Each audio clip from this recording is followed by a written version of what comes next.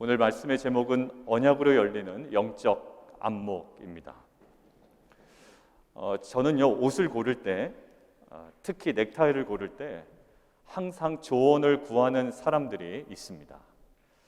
바로 저의 아내와 저의 딸들입니다. 왜냐하면 저보다는 아내와 딸들의 안목이 실은 탁월하기 때문입니다. 매 주일 아침마다요, 저는 샤워를 한 다음에 아내와 딸들에게 큰 소리로 부탁을 합니다. 넥타이 하나 골라놔 라고 제가 이야기를 하죠. 오늘도 사실 그렇게 해서 이 넥타이를 메고 왔습니다. 제가 결혼하기 전에 골랐던 옷을 좀 이렇게 살펴보면요, 대부분 블루 계열입니다. 저는 블루를 무지 좋아합니다. 그게 제일 무난하고요, 제 얼굴 피부 색깔에도 잘 맞는 것 같아요. 저는 그냥 그렇게 잘 어울린다고 생각했고 사다 보니 블루 아니면 블랙입니다. 그러고 나서 결혼하고 나서는요, 저의 색상의 그 스펙트럼이 조금씩 이제 넓어지기 시작했습니다. 무난한 색상에 안주했던 저의 어떤 그 선택지들이 이제 아내와 딸들의 그런 안목으로 이제 조금씩 이제 넓혀진 거죠. 저의 아내와 딸들의 그런 안목은 저로 하여금 새로운 색상에 도전하도록, 그것들을 가능하도록 실은 역할을 한 겁니다. 자, 그런데요, 이런 안목은 단순히 옷의 색상을 선택할 때만 필요한 것은 아니죠. 진로의 선택, 이때도 안목이 필요합니다. 그냥 정할 수가 없어요. 여러분들 사업을 선택할 때도요, 안목이 필요합니다. 그리고 수많은 결정들을 할 때 우리에게 그 좋은 안목은 매우 중요합니다. 저 사람 참 괜찮다, 능력 있다라고 할 때 보통 그 사람이 어떤 영역일까요? 그 사람의 안목입니다. 사람을 보는 안목, 또 사물을 보는 안목, 또 상황을 해석하는 그런 안목들이죠. 사업이나 투자에 성공하신 분들을 보면 그분들은 독특함이 있습니다. 어떤 독특함일까요? 남들과는 다른 탁월한 안목이 있다는 것을 우리는 알 수가 있습니다. 여러분들 그 탁월한 안목은요, 사업의 방향을 굉장히 선도해 나가기도 합니다. 남들이 생각하지 못했던 거요, 먼저 그 블루오션을 개척하고 사람들이 오히려 그 뒤따라가게 되죠. 여러분들 영화에서는 그 탁월한 안목이요, 영화 감독으로 하여금 자신의 영화와 잘 어울리는 좋은 배우를 선택하게 합니다. 그리고 탁월한 안목은요, 좋은 배우로 하여금 자신을 극대화할 수 있는 좋은 작품을 분별하도록 하죠. 그러고 보니까 우리의 신앙생활의 대부분도요, 사실 우리의 신앙의 성공 여부도 결국 영적인 안목에 달려 있다고 해도 실은 과언이 아닙니다. 자, 우리는 지금 코비드-19을 통과하고 있어요. 어떤 방향으로 갈지는 사실 모릅니다. 그러나 코비드-19의 1차적인 어떠한 터널은 지금 통과해 나가고 있습니다. 그리고 새로운 시대로 지금 전환해 나가고 있습니다. 이 시기야말로 우리에게 정말 필요한 것은 그 탁월한 안목과 분별력이 정말 필요하고 그것들이 견지되어야 되는 시대입니다. 오늘 본문은요, 탁월한 영적 안목을 가졌던 한 인물이 나오게 됩니다. 바로 갈렙입니다. 그의 안목의 탁월함은 대단했습니다. 그래서 오늘은요, 갈렙이 무려 45년 동안 이 탁월한 영적 안목을 잃지 않고 계속 견지할 수 있었던 그 핵심적 근거가 무엇이었는지 우리가 함께 묵상하면서요, 우리의 영적 안목도 회복될 뿐만 아니라 그 회복된 안목으로 우리의 당면한 여러 가지 상황 가운데 믿음의 선택과 믿음의 도전을 감당해 나가는 귀한 빛과 소금 공동체가 되기를 주님의 이름으로 축원합니다. 자, 오늘 이제 본문으로 함께 들어가 보시죠. 갈렙은 오늘 본문에서도 언급이 분명히 되어 있지만 45년 전, 무려 45년 전, 지금 45세 안 되시는 분들도 계시죠? 45년 전 민수기의 가데스바네아 사건에 등장했던 인물입니다. 모세는 45년 전에 이스라엘 각 지파별로 한 명씩 대표자를 선발해 냅니다. 그리고 그 총 12명을 정탐꾼으로 삼아서 약속의 땅인 가나안으로 보내게 되죠. 자, 갈렙은 어떤 사람일까요? 어느 지파입니까? 유다 지파의 대표자입니다.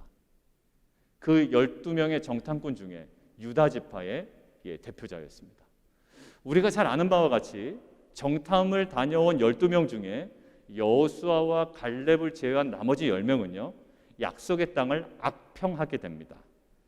아주 악평하죠. 그러나 갈렙과 여호수아는 그 땅은 어떤 땅이다? 심히 아름다운 땅이다 라고 민수기에 기록이 되어 있습니다. 여러분들 동일한 것을 봤습니다. 그런데 그들은 아름다운 땅이다라고 이야기하고 오히려 하나님께서 그 땅을 우리에게 주셨다라고 선언을 합니다. 여러분들 그들이 10명과 이 2명이 서로 다른 땅을 다닌 건 아니에요. 같은 지역을 정탐했습니다. 그리고 동일한 네피림의 후손인 아낙 자손을 동일하게 바라보고 온 겁니다. 자, 그렇다고 지금 10명의 정탐꾼만 아낙 자손의 그 강함, 그 강력함을 느꼈냐? 그건 아니에요.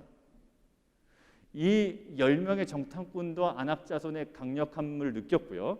갈렙도 여전히 거기는 성읍이 크고 견고하고 그 아낙 자손이 만만치 않음을 갈렙도 인식하게 됐다고요.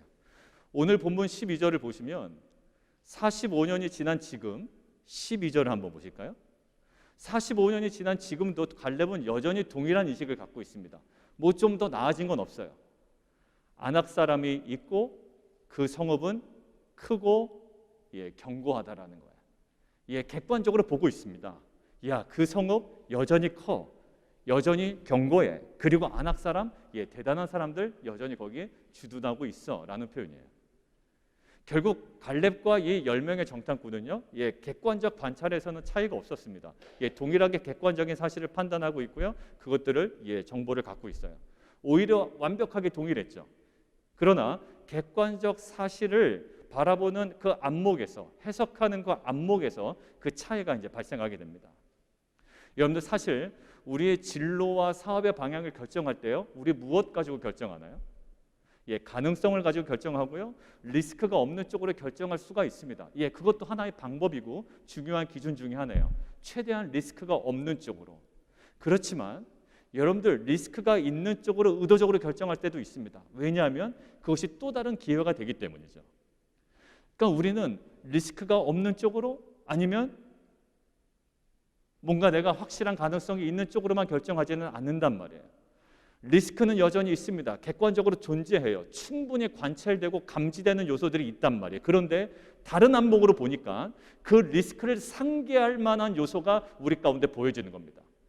리스크 있지. 그러나 이 리스크를 단번에 상기할 만한, 뛰어넘을 만한 더 좋은 요소들이 눈에 보이는 그 안목 때문에 우리는 그 리스크에도 불구하고 도전할 수가 있는 겁니다. 갈렙에게는 뭐가 있었을까요? 갈렙에게는 그러한 안목이 있었던 거예요. 갈렙에게도 동일합니다. 그것은 크고 견고한 성읍이다. 맞아요. 그리고 장대한 아낙 자손이다. 맞습니다. 동일하게 그것들이 갈렙에게도 리스크로 작용합니다. 그러나 그것을 바라보는 영적인 안목이 있었기 때문에 현실적 리스크가 여전히 존재함에도 불구하고 민수기 14장 7절을 통해서 그 땅을 향해서 뭐라고 얘기한다고요? 아름다운 땅이다라고 하는 거예요. 너무나도 크고 너무나도 견고하고 신장이 장대한 사람이 있음에도 불구하고 아름다운 땅이다라는 해석이 주어집니다. 여러분들 사도 바울도 마찬가지입니다. 사도 바울이요, 3차 전도 여행 후에 예루살렘으로 돌아가려고 애쓰죠. 나는 예루살렘으로 돌아가겠다라는 거예요. 근데 예루살렘으로 돌아가려는 그 근거가 예루살렘의 안식과 평안함이 보장되어 있기 때문에 결정되는 것은 아닙니다. 거기에 무슨 리스크가 없어서 나는 거기가 평안할 거야, 또 거기가 더 안락하기 때문에 예루살렘으로 돌아가겠다라고 결정 내리지 않아요. 오히려 바울은요, 여러 가지 상황과 또 말씀과 성령의 음성을 통해 분명히 알게 됩니다. 뭐라고요? 예루살렘으로 가면 핍박과 결박과 환난이 기다리고 있다라는 것들을 듣게 됩니다. 오히려 예루살렘으로 가면 결박과 환난이 기다린다라는 정보를 갖고 있어요. 그런데 결박과 환난이라는 그 분명한 리스크가 존재함에도 불구하고 예루살렘으로 돌아가는 것 그냥 주저하지 않습니다. 결박과 환난이 있는 예루살렘으로 바울은 돌아갑니다. 왜 그럴까요? 리스크가 있는데 리스크가 있는 쪽으로 돌아가겠다라는 거예요. 왜 그럴까요? 바울은 이렇게 고백합니다. 사도행전 20장 24절입니다. 우리 자막을 통해서 함께 보실까요?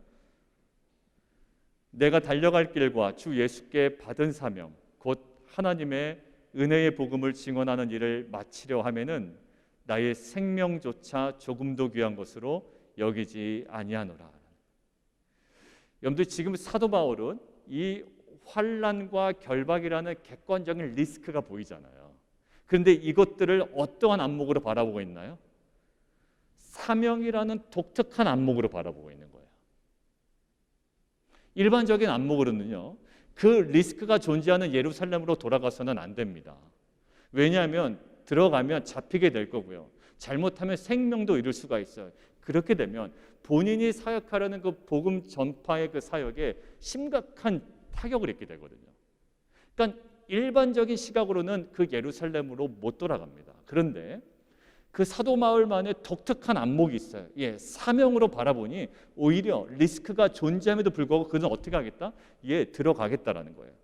그러니까 그것이 피해야 되는 리스크가 아니라 반드시 감당해야 되는 것으로 사도 바울에게는 아주 확신 가운데 인식이 된 겁니다.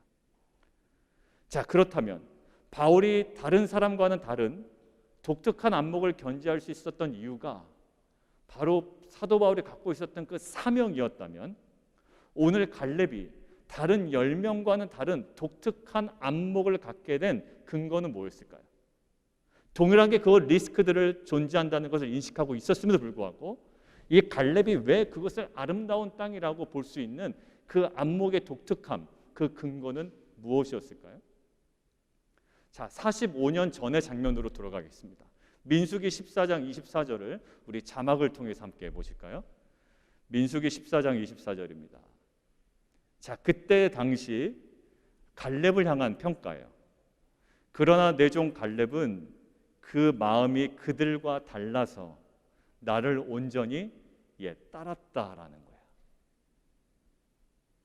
거예요. 갈렙의 그 안목이 다른 건 그의 마음이 좀 달랐고요.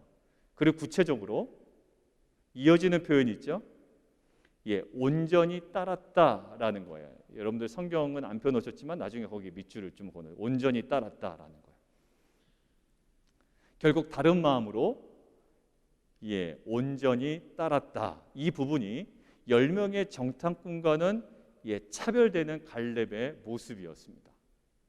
자, 그런데 이게 뭐 대단해 보이진 않지만 온전히 따르다라는 이 히브리어 표현을 우리가 좀 오늘 주목했으면 좋겠어요. 이 온전히 따르다라는 히브리어가 뭐로 되어 있냐면 말레라고 되어 있습니다.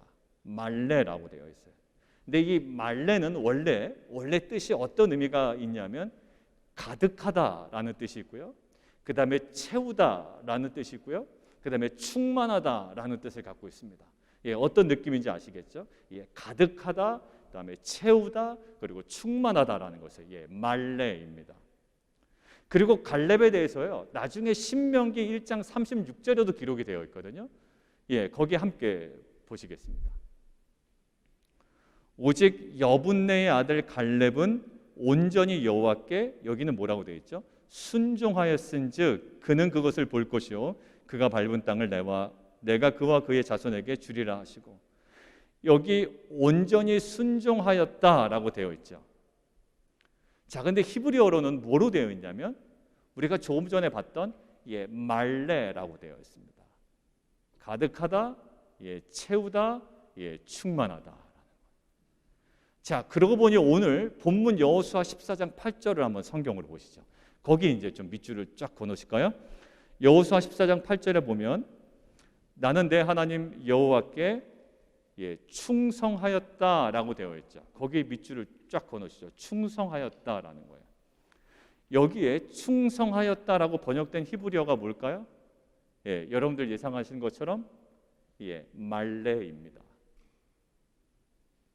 가득하다, 채우다, 충만하다. 여러분들 그리고 9절로 한번 가보시죠. 9절에 내가 내 하나님 여호와께 충성하였사온즉, 이거 당연히 뭘까요? 히브리어로 말레입니다. 가득하다, 채우다, 충만하다라는 거예요. 그리고 마지막에 14절을 보죠. 14절의 표현에 보면 갈렙에 대해서 이렇게 표현합니다. 그가 이스라엘의 하나님 여호와를 어떻게 했죠? 온전히 쫓았음이라라고 되어 있죠. 자, 여기서도 온전히 쫓았다라는 표현이 히브리어로 뭐로 되어 있을까요? 예, 말레로 되어 있습니다. 예, 가득하다, 채우다, 예, 충만하다라는 거예요. 여러분들 결국 갈렙이요, 지금 10명의 정탐꾼과는 다른 안목으로 여호와 하나님을 온전히 어떻게 했죠? 따르고, 온전히 순종하고, 온전히 충성하고, 온전히 쫓을 수 있었던 핵심이 있었던 거예요. 그는 뭐 그럴만 했겠지. 그게 아니라 그는 온전히 따랐고, 온전히 순종했고, 온전히 충성했고, 온전히 쫓아갔다고요. 무엇이 핵심이었을까요? 예, 갈렙 안에 무엇인가로 예, 가득 채워져 있었던 거예요. 그냥 공허한 마음속에 그냥 그 길을 걸어가지 않았을 겁니다. 갈렙 안에는요, 뭔가 갈렙을 움직이는 무엇인가가 그의 삶 가운데, 그의 심중 가운데 가득 채워져 있었어요.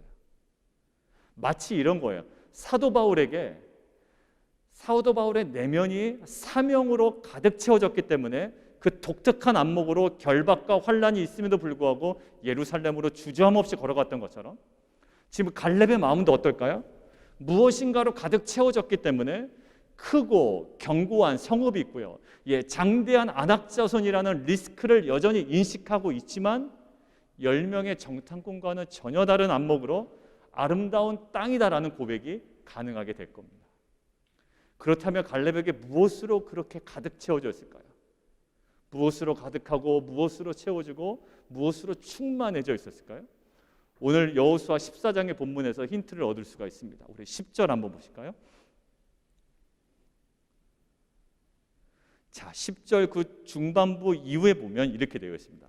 45년 동안을 여호와께서 뭐 하신 대로, 말씀하신 대로 나를 생존하게 하셨나이다 라는 거예요. 45년 동안 이 갈렙이요, 45년은 너무나도 긴 시간이에요. 본인은 45년 전에 하나님 말씀을 온전히 순종해서 따라갔습니다. 그러나 10명의 정탐꾼 때문에 백성들의 마음이 흔들려서 하나님께서 40년을 광야에서 돌리셨다고요.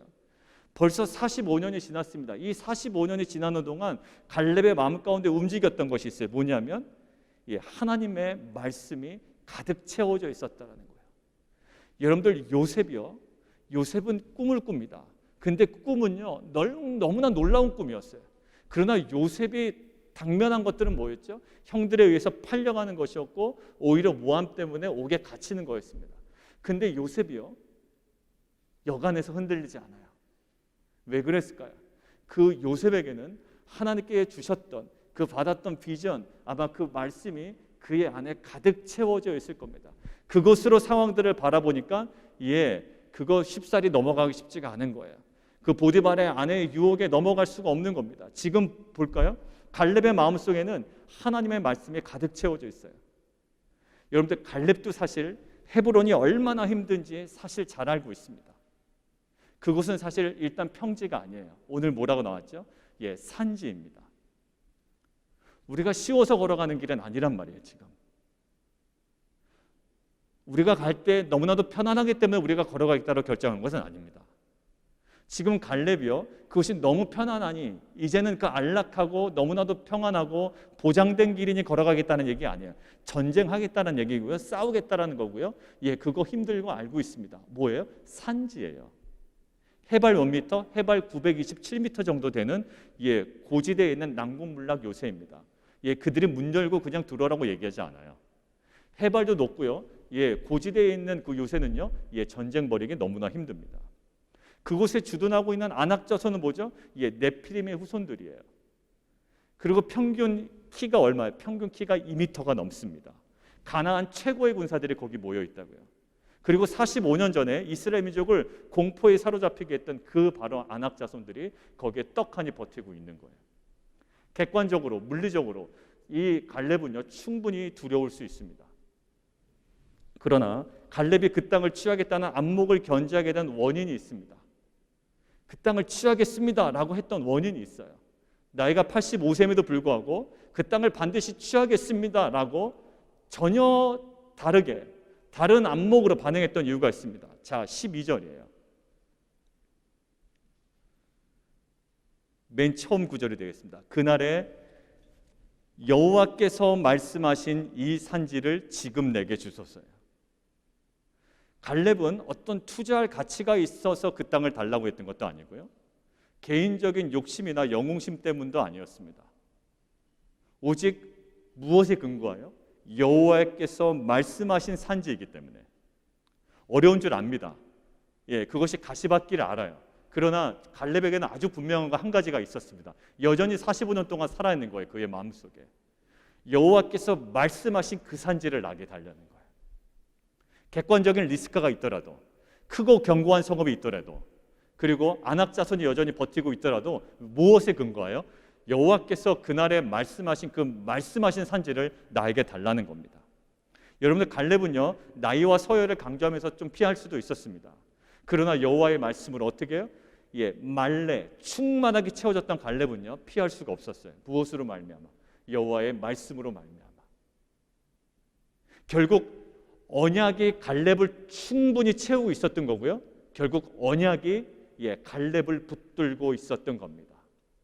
여러분들, 우리는 무엇인가를 붙들고 살아가요. 그런데 그것이 말씀이 아닐 때가 너무나도 많죠. 우리에게는 더욱더 편한 거, 또 보장된 미래, 여러 가지 우리가 잡을 수 있는 가시적인 것들입니다. 그러나 갈렙은 가시적인 것들이나 보장된 미래의 따위에 신경 쓰지 않아요. 오직 그에게 계속 안에서 45년 동안 살아있는 것은 단 한 가지였습니다. 갈렙에게 주셨던, 이스라엘 민족에게 주셨던 그 말씀에 근거하여 그 산지를 달라는 거예요. 그것이 얼마나 자기에 유리한지 불리한지 몰라요. 얼마나 힘든지도 다 알고 있다고요. 그런데 오직 여호와께서 말씀하신 그 산지를 지금 내게 주소서라고 이야기합니다. 여러분들, 갈렙은요, 지금 여기 나오는 거 보니까 지금 여러 가지 표현이 있었어요. 그니스 사람 여분네의 아들 갈렙이다. 굳이 그니스 사람이라고 이야기한 걸 보니 많은 학자들이 뭐라고 얘기할까요? 이 사람 이방인일 것이다 라고 이야기해요. 그런데 어떤 학자들은요, 여러 가지 족보를 따져보니 이방인이 아닐 것이다 라는 의견도 있습니다. 그러니까 사실 이 사람이 이방인인지 아닌지 확률로 따지면 60대 40, 70대 30이에요. 명확하게 딱 내릴 수가 없습니다. 그런데 이방인일 것이라고 이야기한 건 뭐냐면 굳이 여분네의 아들 이러면 되는데 뭐라고 해요? 그니스 사람이라고 한 거 보니 이방인이 아니겠느냐라고 이야기하는 거예요. 근데 이방인이 지금 유대지파의 어떤 리더가 돼서 정탐을 다녀왔고요, 지금 이 사람이 갑자기 말씀하신 산지를 달라고 그러는 거예요. 여러분들, 갈렙의 이름이 뭘까요? 뜻이 개입니다. 개예요. 개. 그러니까 이 사람이 이방인인지 아닌지도 지금 명확하게 드러나지 않은 그런 애매한 상태. 이방인이라면 더 얘기는 더 명확해지지만 애매한 상태. 그리고 이름은 개예요. 누가 자식의 이름을 개라고 질까요? 여러분들, 이 상황 가운데 지금 갈렙이 여러 가지 상황적, 우리가 뭔가 규정할 수 없는 갈렙의 인생의 정체성의 모호함, 이 모든 것들이 있지만 지금 갈렙의 인생에 가장 살아 움직이는 거 딱 하나 있습니다. 뭘까요? 갈렙의 인생 가운데 선포된 말씀이었어요. 그리고 45년 동안 그의 인생을 끌고 왔던 말씀의 능력이었습니다. 결국 갈렙은 세상의 모든 것들을 잡지 못했을 수도 있어요. 45년이라는 생활이 그냥 지나갔을 수도 있습니다. 그러나 45년이 지난 지금 하나님께서 딱 지금 앞에 주셨을 때 갈렙의 인생을 끌고 왔던 실체가 딱 드러나는 거예요. 뭘까요? 하나님의 말씀이 갈렙의 인생을 45년 동안 줄기차게 끌고 오셨고 그의 인생은 하나님의 말씀으로 가득 채워졌다라는 거예요. 여러분들, 우리는 세상에 그 많은 것들이 채워져야 우리는 세상에서 살아갈 수 있다고 생각합니다. 사람 노릇할 수 있다고 생각하죠. 그러나 믿는 자는 성도의 거룩함과 성도의 능력은 어디서 나올까요? 여호와 하나님의 말씀으로 나오는 줄 믿습니다. 하나님께서는 말씀으로 천지를 창조하셨어요. 그리고 하나님께서는 이 만물을 말씀으로 붙들고 계시다라고 히브리서에 말씀하고 계십니다. 그리고 하나님의 말씀이 선포될 때에 그 모든 혼돈의 세상들이 하나님의 말씀으로 말미암아 창조되었죠. 갈렙의 정체성의 모호함, 그리고 그가 개라는 이름, 그리고 뭔가 우리가 규정 지을 수 없는 그들의 인생의 모습이 있었지만 결국 그의 인생을 분명하게 붙들고 계시는 뭐예요? 말씀하신 그 산지, 그 인생 가운데 충만하게 뭐했던? 말레했던, 그의 인생에 가득 채워졌던 그 말씀의 능력이 그 갈렙을 붙들고 있었던 겁니다. 결국 갈렙이 발휘했던 그 헤브론을 취할 수 있었던 분명한 이유는 뭐죠? 그를 채우고 그를 붙들고 있었던 언약 때문이었습니다. 여러분들, 갈렙에게 그러기 때문에 이 헤브론은 매우 중요했던 땅이에요. 실은 갈렙에게뿐만 아니라 이스라엘 민족에게도 이 헤브론은 굉장히 의미 있는 지역입니다. 그냥 두고 볼 수 없는 거예요. 왜냐하면 아브라함 때부터 중요한 지역이었죠. 한번 자막 보실까요? 창세기 13장 18절입니다. 이에 아브라함이 장막을 옮겨 헤브론에 있는 마므레 상수리 수풀에 이르러 거주하며 거기서 여호와를 위하여 제단을 쌓았더라라고 되어 있어요. 여러분들, 그리고 나중에 아내 사라가 죽습니다. 그리고 장사하죠. 거기에 나오는 장면입니다. 창세기 23장 19절입니다. 그 후에 아브라함이 그 아내 사라를 가나안 땅 마므레 앞 막벨라 밭 굴에 장사하였더라. 그리고 괄호 열고 되어 있죠. 마므레는 곧 헤브론이라. 굉장히 의미가 있어요. 그리고 이삭과 야곱에게까지 의미가 있었던 땅이 바로 그 헤브론입니다. 자, 창세기 35장 27절이에요. 야곱이 기럇 아르바의 마물레로 가서 그의 아버지 이삭에게 이르렀으니, 기럇 아르바는 곧 아브람과 이삭이 거류하던 어디다? 헤브론이라라는 거예요. 자, 갈렙에게 한번 갈렙 입장에서 생각해 보시죠. 이스라엘 민족에게 중요한 의미가 있었던 이 헤브론이 45년 만에 지금 자신 앞에 딱 버티고 있는 겁니다. 아직 크고 견고한 성읍이 여전하고요. 45년 전이나 지금 안악자손 그대로 있습니다. 그래서 그는 그에게 무엇으로요? 힘과 능력이나 그의 어떤 그 개성으로가 아니라 그에게 충만했던, 만레했던, 그의 인생에게 만레했던 그 말씀으로 그 헤브론을 바라보며 이제 말씀에 의지하여 그 땅을 취하겠다고 강하게 선포하는 겁니다. 사랑하는 성도 여러분, 우리는요 지금 현실적으로 파악된 리스크에 대한 두려움이 있습니다. 이 길로 가면 이러한 어려움이 있을 것 같고요.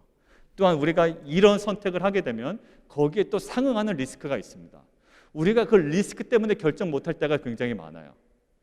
뭐 공격적인 투자, 공격적인 어떤 사업의 확장, 또 공격적인 어떤 진로, 또 나에게 원하는 어떤 그 마음의 원, 여러 가지 뭐 요인이 있을 수 있겠지만 사실 그 길에, 그 방향에 어떤 객관적인 리스크가 딱 존재하게 되면 우리는 움츠러들 수밖에 없습니다. 그러나 앞서서 우리가 본 것처럼 예루살렘으로 들어가면 결박과 환란이 기다린다는 그 사실은 바울에게만 주어진 것이 아니라요, 그 당시 보통 사람들에게도 성령께서 말씀해 주셨어요. 그러나 결박과 환란을 피해야 할 것으로 여긴 보통 주변의 사람들과는 달리 사도 바울은요, 그것을 무엇으로 바라보니? 사명으로 바라보니 오히려 감당해야 할 것으로 여겼고요, 예루살렘을 향한 발걸음을 멈출 수가 없었습니다. 보통 사람들은 결박과 환란이 기다린다고 하나라는 사인을 딱 듣는 순간, 하나님께서 그 리스크를 피하라고 하시는구나라고 우리는 적용을 하죠. 근데 사도 바울은 독특한 안목으로 바라봐요. 사명이라는 안목으로 딱 바라보니 결박과 환란이 기다린다고 하나, 주께 받은 사명을 위하여 어떻게 하겠다? 나는 가겠다라는 거예요. 우리는 지금 시기적으로 코비드-19 그 이후를 통과하고요, 또 새로운 시대로 전환되어 가고 있는 중요한 시기를 우리는 마주하고 있습니다. 실은 아무 생각 없으면요, 그냥 제일 편합니다. 살아갈 때는 그냥 세상이 흘러가는 대로 살면 돼요. 근데 우리는 세상을 바라보는 뭐가 있어야 돼? 안목이 있어야 됩니다. 코비드-19 이것도 하나님의 섭리 가운데 있어요. 지나고 나야 우리가 알 수 있지만 여전히 우리는 코비드-19 시기를 지금 통과하고 있고요, 또 다른 그 이후의 시기, 완전 이전의 시대는 아니지만 또 새로운 시대로 하나님께서 우리를 이끌어 가고 계십니다. 그리고 우리 교회 사역 면에서도요, 새로운 전환의 시기를 계속 맞이하고 있습니다. 그리고 여러분들의 개인적인 진로에 있어서도, 또 여러분들의 개인적인 사업에 있어서도 새로운 전환의 시기를 앞두고 계신 분들이 있습니다. 이때 우리에게는 탁월한 안목과 분별력이 필요합니다. 리스크를 줄이는 안전제일주의도 해답은 아닐 거예요. 그렇다고 해서 근거 없는 긍정 마인드와 그냥 근거 없는 그냥 무작정 용기도 진정한 해답은 아닐 겁니다.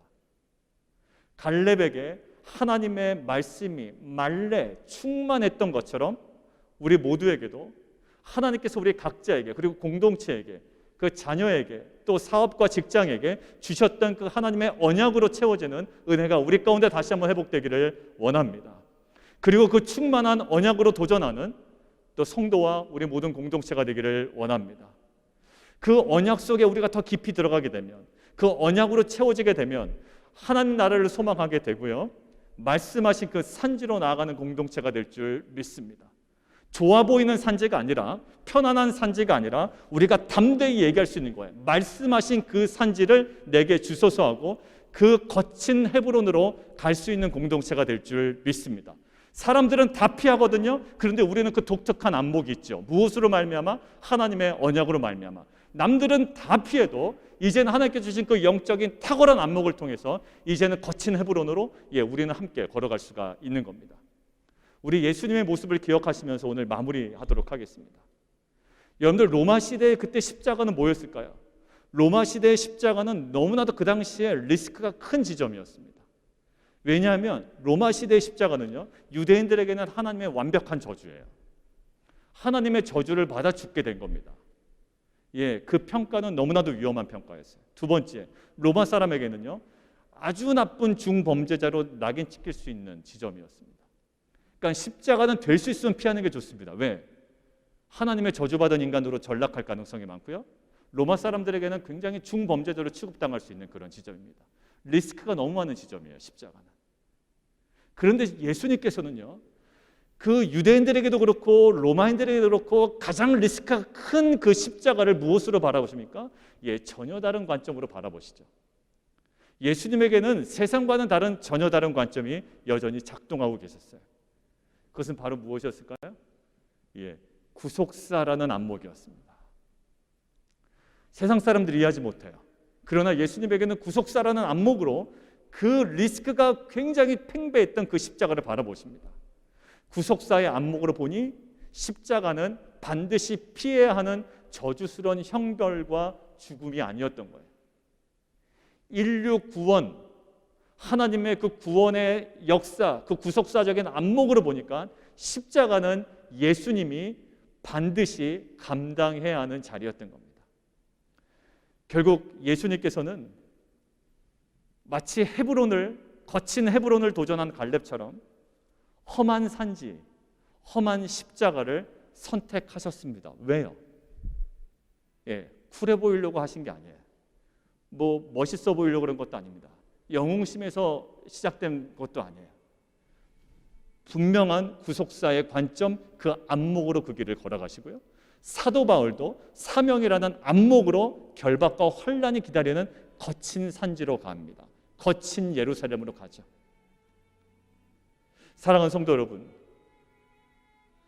새로운 전환의 시기입니다. 이때 우리가 더 이상 편하고 좋은 거 찾을 이유는 없습니다.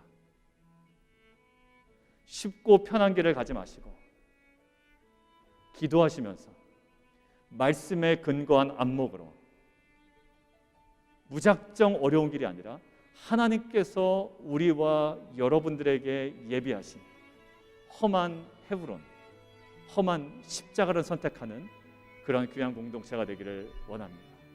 오늘 갈렙은요, 단 한 가지 이유였어요. 그것이 좋아 보여서도 아닙니다. 주님께서, 하나님께서 말씀하신 그 산지였어요.